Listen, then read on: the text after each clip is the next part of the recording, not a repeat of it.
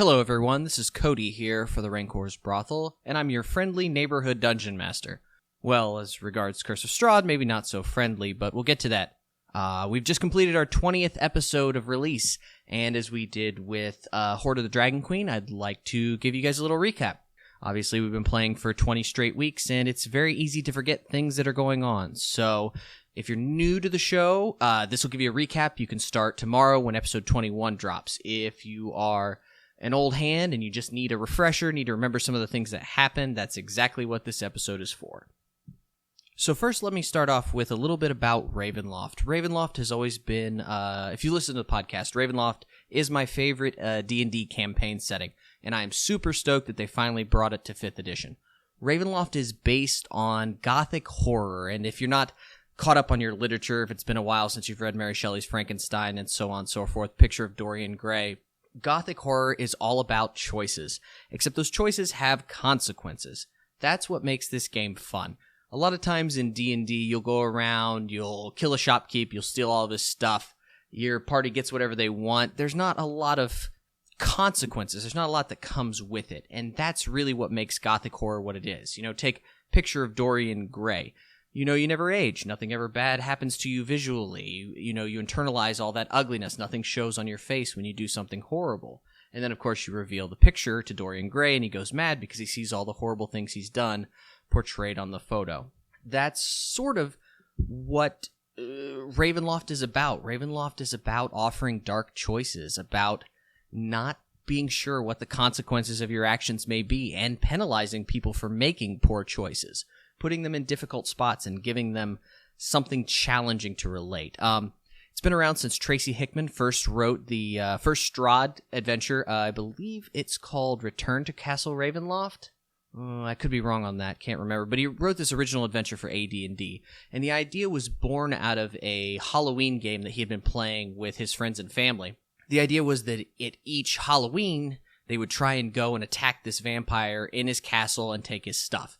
And every year they'd come back and they'd play this game on Halloween, and Tracy would change it again. And so the original adventure was all about adaptability and changes and making it new each time, even though it was the same familiar gothic setting. It became a wildly popular campaign setting, actually, and Ravenloft spawned a whole bunch of gothic novels and so on and so forth from AD&D. As like I said, I'm a huge Ravenloft nut, so I have the AD&D stuff. I have the 3rd edition, which was published by Sword and Sorcery. I have the little bit of 4th edition stuff that was done by Wizards of the Coast when they bought the brand back from Sword and Sorcery. And now, finally, thanks to Chris Perkins, we have Ravenloft in 5th edition. And I cannot tell you how excited I am to be doing this. Strahd von Zarovich, who is sort of the face of Ravenloft, and in fact is the title character in Curse of Strahd, is a fascinating character. I highly recommend, if you don't want to be spoiled, don't read it. But you can go out to just about any used bookstore. I see it everywhere. They have novelizations called I, Strahd, which is sort of the origin story of the character himself. And that's really where it all began. And it's really interesting to see how many writers have taken Tracy's original idea and manipulated it over time. As a big fan, I can tell you, while Chris Perkins did an amazing job, I read through Curse of Strahd. I am super happy with it. There's some slight alterations of older editions, some things I like from 2nd, some things I like from 3rd, mainly fear, horror, and madness checks. You don't get that in this edition. I think it's an oversight that I understand because they're trying to simplify the rule set for new players to get them to learn D&D, but I really feel like it's also something that separates it from the rest of the Dungeons & Dragons universe. You get that sense of something going on, of affecting your character in an internal way that just isn't seen in other versions. So you'll hear me have them making wisdom rolls, sometimes making other rolls that sort of act how their character feels in this moment, and whether or not they fear for their lives, whether or not they fear for other things. And so you'll hear me playing around, open other books. If you listen to the podcast, you'll hear me doing things like that. That's just me taking other elements of gothic horror from over the years and infusing it into the game. As we continue, let's talk for a minute about our 4 player characters that we have in the game. Lestat Shadowrun is a tiefling rogue played by Lucas, and Lestat is a bit of a loner, is a chaotic neutral. He seems to make some interesting choices. He's quite fun to play with in a gothic setting, because he doesn't seem to show a lot of empathy for his other party members, and it makes for an interesting game. So Lestat has a lot of interesting moments that have already been on the podcast, and trust me, has quite a few more coming up. We also have Pither Il Rasputa, also known as Colossus, and Colossus is a Goliath barbarian played by Troy. And Pither is an adventure seeker, a thrill seeker, if you will. He's the Conan of the group, as you would expect from a barbarian, but he approaches problems very much head on. He wants to smash heads, he wants to bust some faces, and do what he can to solve things in a very aggressive way. We also have Tribeless Bozak, a dragonborn sorcerer. And Bozak, she is played by Matt. And Bozak is a bit of a loner, but very early on, it's clear that she's sort of, while she doesn't trust a lot of individuals, she clearly places a lot of trust in the party itself. And while she doesn't have trust, that trust isn't shared for everyone in the party, Bozak has clearly let these individuals in a way she hasn't let anyone in a long time. And rounding out our group, we have Dabin Brassrocks, our cleric dwarf. And Brassrocks, played by Jeff, I should say. Brassrocks is sort of the moral center of the group. He is well, I won't say he's the decision maker. His voice and his thoughts are always sought after before the group makes a decision. He's a bit of a softie. He has shown weakness in ways that the other characters have not, in that he is deeply concerned about caring for people and caring for others, and it has hurt him so far in this game. So overall, we have a nice sort of classic mix between races and classes, and we have some interesting personalities to play with as well.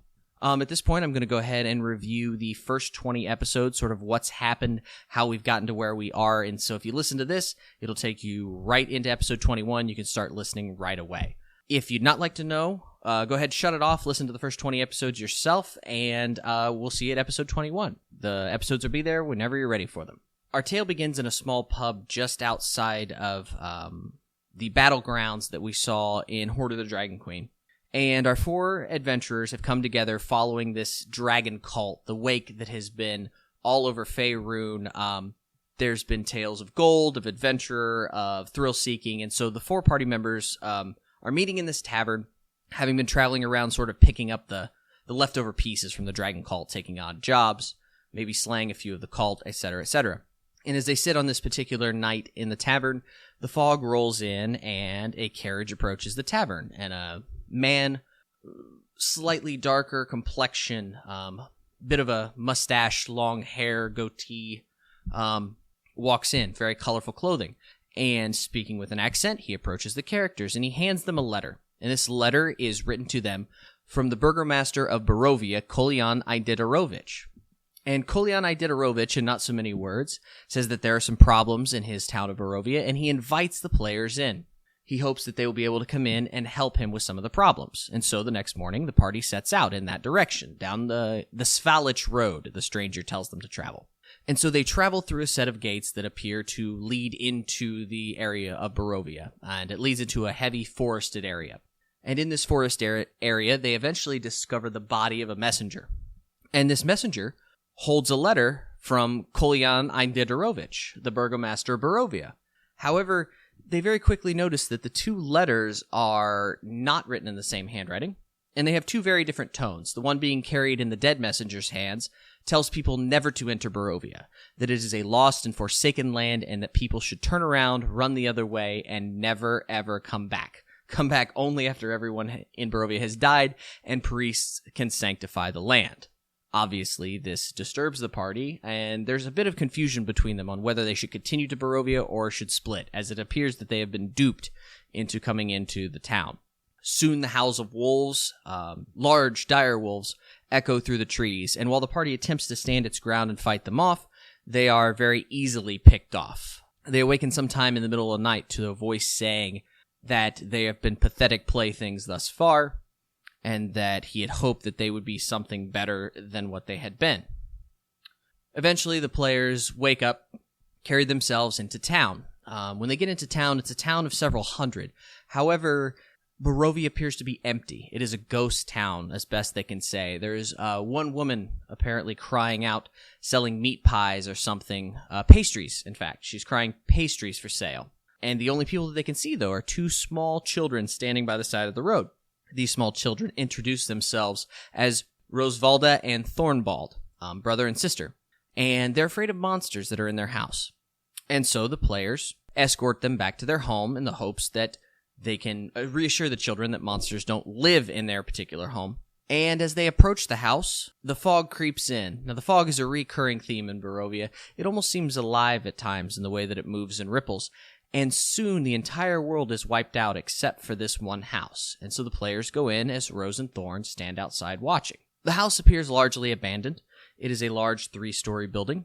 And they run into a few traps here and there. A suit of animated armor, an animated broomstick, a few restless spirits. But otherwise, it seems completely empty until they reach the attic. And when they reach the attic, they see that there's a particular door that's been locked, and they open it up. And inside is a nursery with 2 bodies, the bodies of Rose and Thorn. At which point, spirits of Rose and Thorn manifest and begin speaking to them. And they tell a tale of dark things, of their parents inviting people over, of screams from the basement, and so on and so forth. A basement that, to this point, the characters have not found. The characters rest there, reassure them that they will do whatever they can to help their passing, and so that the ghosts are no longer trapped in this so-called death house. But the spirits don't want them to leave, and they, in fact, possess 2 of the characters. The cleric, of course, has something to say about that, and convinces them that he will host them as long as they allow him to stay in control, and the ghosts of the children acquiesce. Soon they find that in the attic there is a secret door that leads them to the basement, and in the basement they find the family crypt. They find a number of traps, they find some undead, some mimics, sort of your classic D&D traps set about, and it soon becomes clear that the cult that worshipped inside this death house, they look towards a man. They look towards the Count, Strahd von Zarovich, and that he scorned them. They prayed to him, and he called them his lessers, and stated that they were not worth the scum on the bottom of his boots. Regardless, the house seemed not to want to let them go, so they continued down to where they heard horrific chanting. And eventually they made their way to a sacrificial table in the basement, the very lowest levels of this particular home. And as they approached the dais, the restless spirits of the cult appeared and demanded a blood sacrifice. The party basically told them to piss off. And so, the cult released Lorgoth the Decayer, one of their minions, upon them, a great shambling mound that attempted to destroy the 4 players. Luckily, they were able to escape the shambling mound and make their way out of the house, which had turned into a trap-filled nightmare meant to kill them.